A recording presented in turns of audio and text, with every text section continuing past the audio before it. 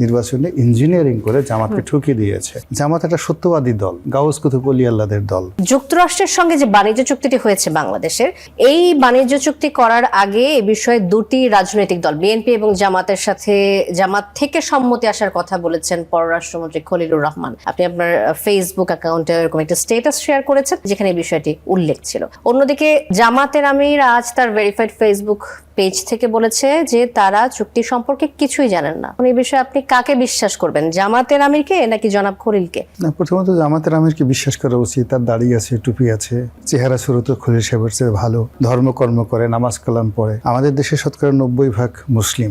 At least এই রোজার মাসে কোনো অবস্থাতেই উনি পারবেন কিন্তু আমি পারবো না। আমি কোনো অবস্থাতেই জামাতের আমিরকে বাদ দিয়ে খলিলুর রহমান সাহেবকে বিশ্বাস করতে পারবো না। ফলে জামাতের আমির যেটা বলেছেন সত্য বলেছেন এবং এটা কিয়ামত পর্যন্ত সত্যই থাকবে। ফলে খলিলুর রহমান সাহেব মিথ্যা কথা বলেছেন। উনি অযথাই জামাতের মতো একটা পুতু পবিত্র দল এবং শফিকুর রহমান সাহেবের মতো একজন অলি আল্লাহ গাউস কুতুব প্রকৃতির মানুষ, যিনি অসংখ্য মানুষের শ্রদ্ধা ভালোবাসার বিমূর্ত প্রতীক। তিনি ফু দিলে অনেক মানুষের অন্তরে ঠান্ডা হয়ে যায় এবং তিনি যদি কারোর সঙ্গে মোশাহেফা করেন, হ্যান্ডশেক করেন, কাউকে জড়িয়ে ধরেন, অনেক ছোট ছোট শিশু তাদেরকে চুম্বন করেন, ওখানে একটা রহমত বরকতের যেন মেলা বসে যায়।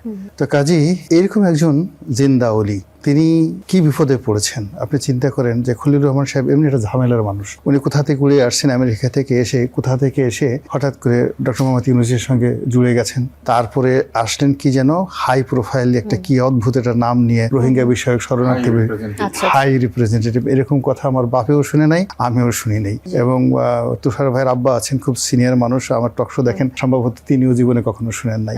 এই হাই রিপ্রেজেন্টেটিভ থেকে হঠাৎ হয়ে গেলেন মানে কি যেন নিরাপত্তা উপদেষ্টা হয়ে এরপরে শেষে সেনাবাহিনীর সঙ্গে তার একেবারেই সম্পর্ক ভালো না, ডেইলি গুডু লাগায় ওখানে। এবং ওনার কারণেই দেখা গেল জেনারেল ওয়াকারুজ্জামান সাহেবের সাথে ডক্টর মোহাম্মদ ইউনূসের মতো একটা ফেরেশতার মতো মানুষের সম্পর্ক নষ্ট হয়ে গেল।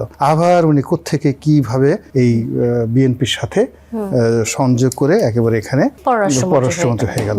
এখন উনি পুরো অনেক মানুষের চরিত্র হরণ করছেন। এর মাঝে আমরা আরেকটা জিনিস দেখলাম যে জামাত আসলে চুক্তির পরে কোনো বিরোধিতা করেনি, এমনটাই দেখেছি। এই বিষয়ে কিছু বলতে চান কিনা? জামাত বিরোধিতা করবে কেন? জামাত তো জানিই না।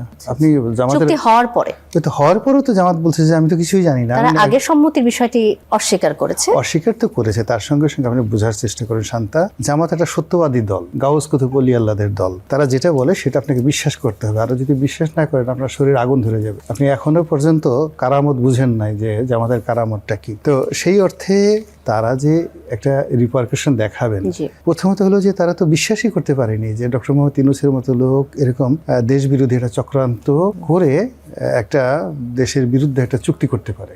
দুই নম্বর হলো যে তারা শুনছেন, এলোমেলো শুনছেন।